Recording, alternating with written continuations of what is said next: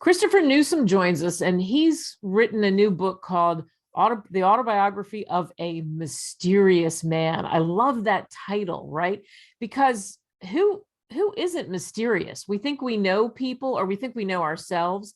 And so I think it's a wonderful title. And he talks about all kinds of things that happen in his life that I think many of you could relate to. So Christopher, thanks so much for doing this. Thank you so much for having me. Let's talk about writing the book. What was that experience like? I said to you, a lot of people say, oh, I'm going to write my story, or I'm going to write about things that happened to me, and they actually never get to it. And here you've done it, and you're pretty young. So what was that like, putting that together? It was an experience. I mean, I just had to think about what I wanted to talk about as a person and what I wanted to share. And then I had to actually just sit down and make an outline and then just actually follow through with that outline. So tell us about your life. You start off and you're an only child. What's it like being an only child? It has its good and bad points. It's good because like you are kind of spoiled in a sense because you get everything you want. But at the same time, you don't have a brother and sister to talk to or people to share things with. So it kind of hinders your social development in a sense. Yeah. And you and I talked about this off the air, as we grow up and we start to think about what we want to do with our lives, or we think about even just, hey, let's get some money. Let's get our first job under our feet. What was your first job like? My first job it was kind of interesting because I worked at a retail store. I'm not going to mention what the name of the retail store is, but basically what I did was I brought in shopping carts from the outside and I did carryouts to help people with packages that are heavy to fit in their car. And the experience, I mean, it taught me hard work, which is something that you need to know, but the way I was treated wasn't so great overall. Yeah. So when you say the way you were treated, how were you treated? Uh, Not good. I mean, they would send me to do menial jobs that weren't necessarily my job per se. Like if someone spilled something or whatever, they would send me to do it, even though it wasn't my department. I worked outside. Like they would yell at me and just do all kind of different things. I remember there was this one particular instance where I was told to get a mop and mop up a floor by like one of the manager's offices, and I went and I did it. And then like the manager said I did like a really bad job, and they told me to get down on my hands and knees and dry it with paper towels, and it was kind of demeaning to me. Yeah, no kidding. So what did you learn from that experience though? I learned that you have to keep your options open. You have to endure, but there comes the point where like once that endurance just runs out, and then like you kind of have to move on and find something else. I like that. So you have to move on and find something else, and which you did, right? So you've had Yes, various jobs that you've done. yes. Do you have a favorite job? Uh, I would say my second job. I did the same thing on my first job, but with the second job, it was like night and day. The people were so much more friendlier. They were more welcoming, and you could just approach them better, and it was a whole better experience. Right. So you learn from that, as so much of it is about the people, right? Right, exactly. Yeah. And then you talk about college and going to college, which is interesting in itself because you grew up as an only child. Now you go to college and you're going to most likely live with strangers. What was that experience like? It was a very interesting perspective because like when I started out, when I go to college, first I had a room by myself. My original roommate didn't show up, and I have no idea what happened to this day. But for the first 3 months, I had a room to myself, so it kind of helped me get acclimated to the college experience. But then, like after 3 months or so, I got my first roommate, and then that was a very tricky situation because you had to learn to live with someone else and their habits and their routines and everything like that, and they have to get used to your routines as well. But just like we talked about with your job, and you learned about people, obviously how there was better people and that made the same job so much better. When you learn to live with strangers, what do you take away from that, a stranger?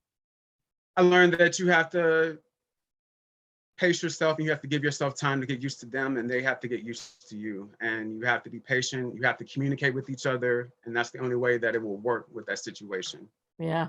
What else do you talk about in your book, the autobiography of your life, really? I mean, the autobiography of a mysterious man. What else do you talk about?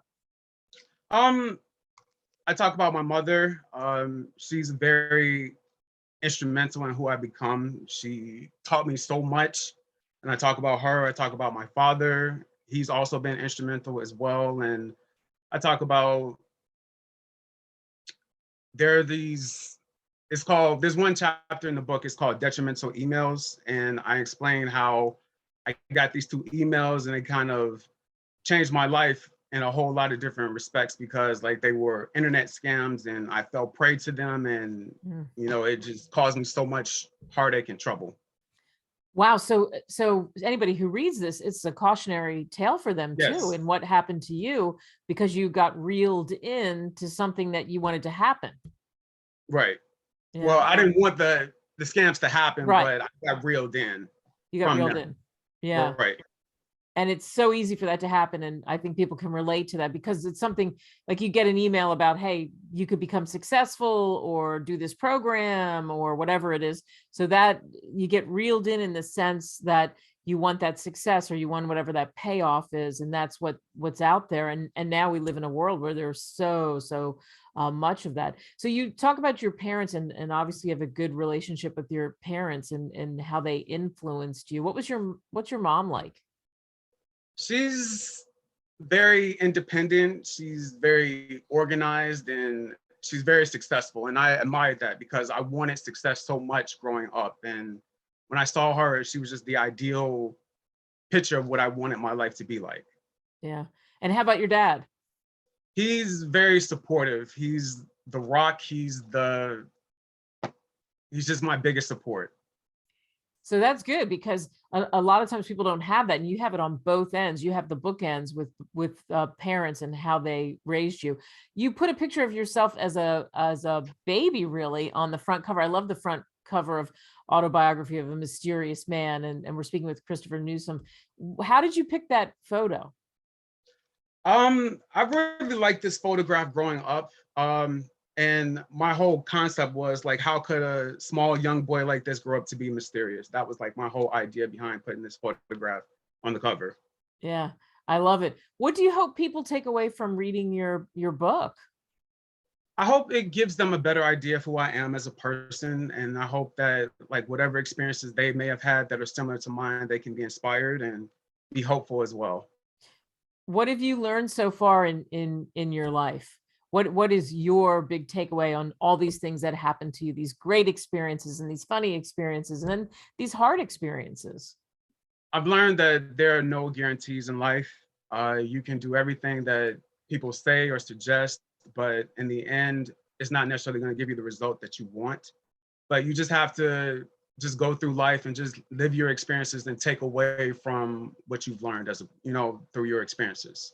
So you write this book, where do you go from here? What do you hope? You know, people talk about goals or people talk about where do you want to be? And I think achieving success is important to you. I think that anybody watching this can understand that. What do you hope happens? What's your big hope for the future?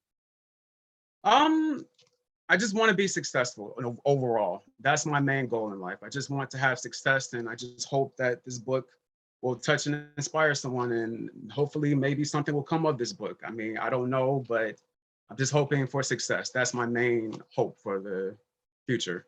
I like that. Hoping that it will touch people too and inspire them. And I think there are lots of inspiring moments in the book for sure. Christopher Newsome, thank you so much for joining us. Thank you so much, Kate.